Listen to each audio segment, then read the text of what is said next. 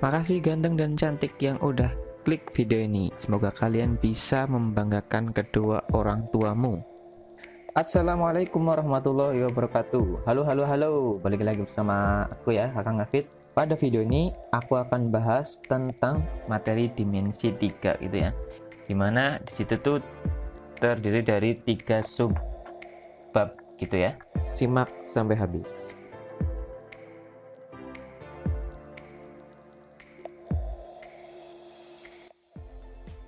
Assalamualaikum warahmatullahi wabarakatuh.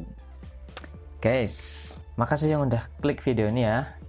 Aku bakalan pakai buku ini nih, buku matematika edisi revisi 2018 yang bentuknya kayak gini nih, buat SMA kelas 12 gitu ya, yang dikeluarkan oleh Kementerian Pendidikan dan Kebudayaan gitu ya. Oke, langsung saja kita mulai.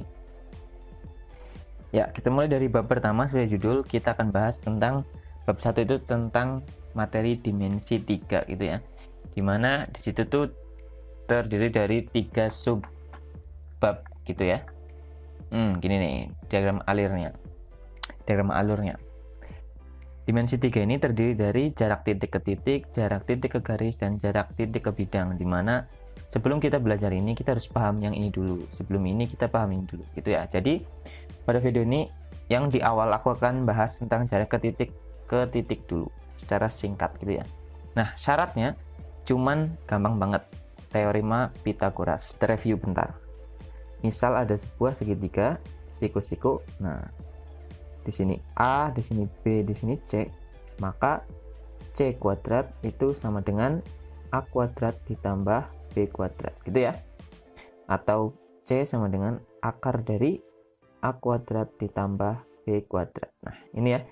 Jadi syaratnya, rumus pembantunya itu cuman ini. Oke, langsung aja kita mulai.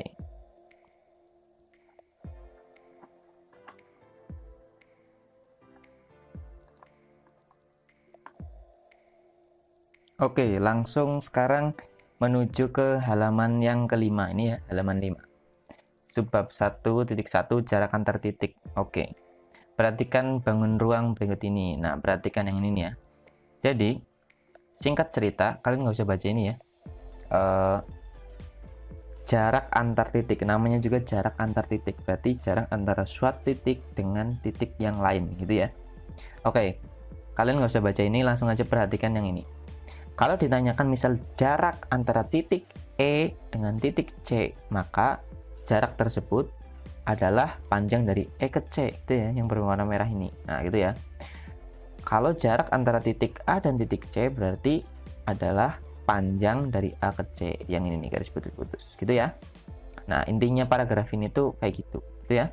Oke, langsung aja kita loncat ke sini aja nih langsung. Nah, ini nih misal, manakah yang merupakan jarak antara titik F dan titik G? Titik F dan titik G. Nah, berarti jaraknya adalah ini kan ya. Nah ini nih. Oke. Nah, manakah yang merupakan jarak antara titik B dan titik D? Berarti ini, itu ya. Gampang kan ya? Iya, gampang. Karena jarak antar titik itu ya kayak gitu aja sih. Nah, teorinya segitu aja, nggak usah banyak-banyak biar kalian nggak pusing tuh ya. Langsung aja ke soal gitu ya. Contoh nih, ini masalah 1.3 di halaman 9 gitu ya. Oke, coba kita baca bareng-bareng. Dalam suatu kamar berukuran 4x4x4 meter dipasang lampu tepat di tengah-tengah atap. Nah, ini ya, T. Ini ya. T ini tuh lampu tepat di tengah-tengah atap.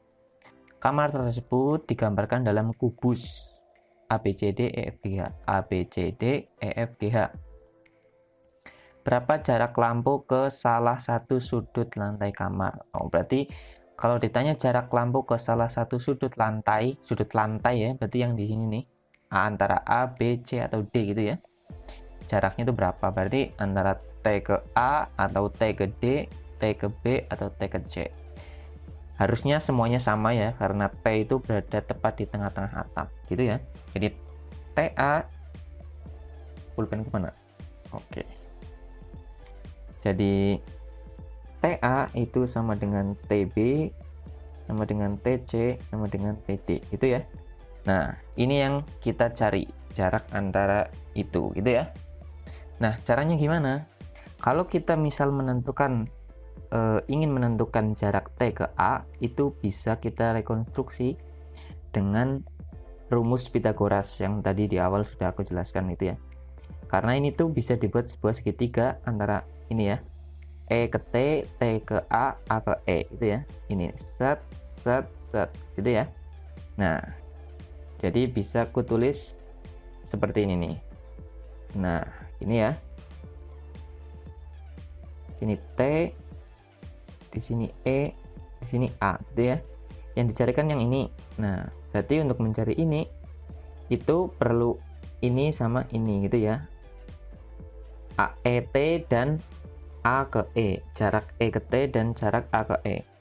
Jarak A ke E itu kan ini ya, itu kan panjang rusuk di mana dia itu sudah diketahui yaitu 4 meter, gitu ya. Berarti di sini sudah bisa aku tulis 4. Nah, ini A ini E ke T itu berapa? Nah, E ke T itu ini ya. Nah, padahal E ke T itu, perhatikan, E ke T itu adalah setengah dari jarak E ke G. Nah, gitu ya. EG itu dapat dari mana? Nah, inilah yang bakalan aku bahas ini nih. Jadi, dikenal sebuah istilah yang diberi nama dengan, aku geser dulu ya, diagonal bidang, atau ada juga yang nyebut diagonal sisi, gitu ya. Dan diagonal ruang. Nah, ada dua hal yang perlu kalian ketahui. Diagonal bidang atau diagonal sisi itu adalah diagonal yang nempel di suatu bidang atau di suatu sisi, gitu ya. Jadi simpelnya itu ya ini nih, dari E ke G, gitu ya, misalnya ya, E ke G, H ke F, E ke B, A ke F, gitu ya. Nah, gitu. Nah, rumusnya itu gampang banget, tinggal R akar 2. R itu apa? R itu panjang rusuknya, gitu ya. Berarti kalau di sini menurut ini itu kan panjang rusuknya kan 4 ya. Berarti 4 akar 2. Nah, dari sini diagonal sisi berarti jarak EG itu diketahui dong. EG berarti 4 akar 2, gitu ya. Nah, terus gimana kalau diagonal ruang? Diagonal ruang itu adalah ya diagonal yang ada di ruang, gitu ya.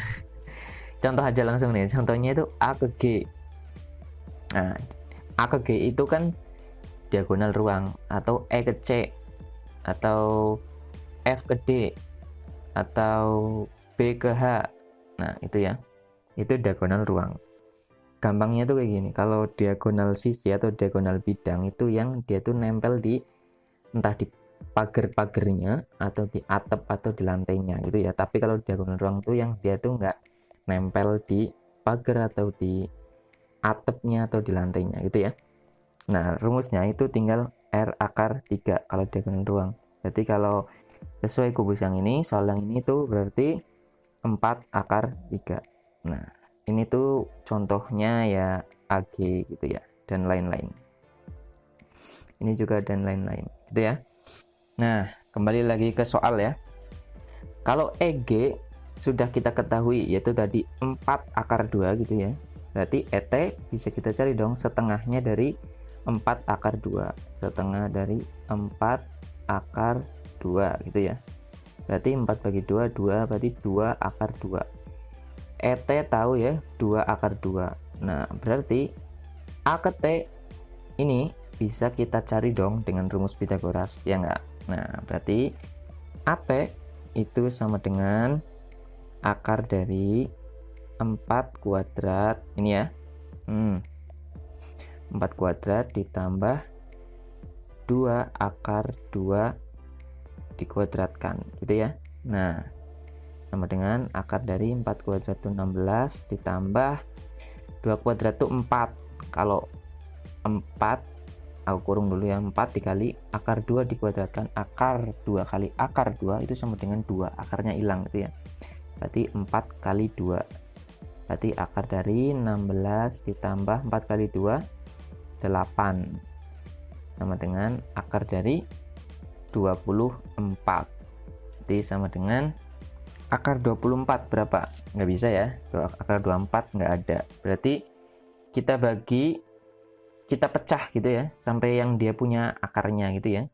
Berarti 24 itu bisa 4 dikali 6, setuju ya? 4 kali 6 kan 24. Akar 4 itu kan 2, berarti sisanya akar 6. 2 akar 6 gitu ya. Jadi panjang AT itu 2 akar 6, BT juga 2 akar 6, CT dan DT juga 2 akar 6 gitu ya. Jawabannya sama dengan yang ini gitu ya. Nah, kalian nggak usah, mungkin kalian agak pusing ya kalau baca yang ini, jadi kayak gitu penjelasannya.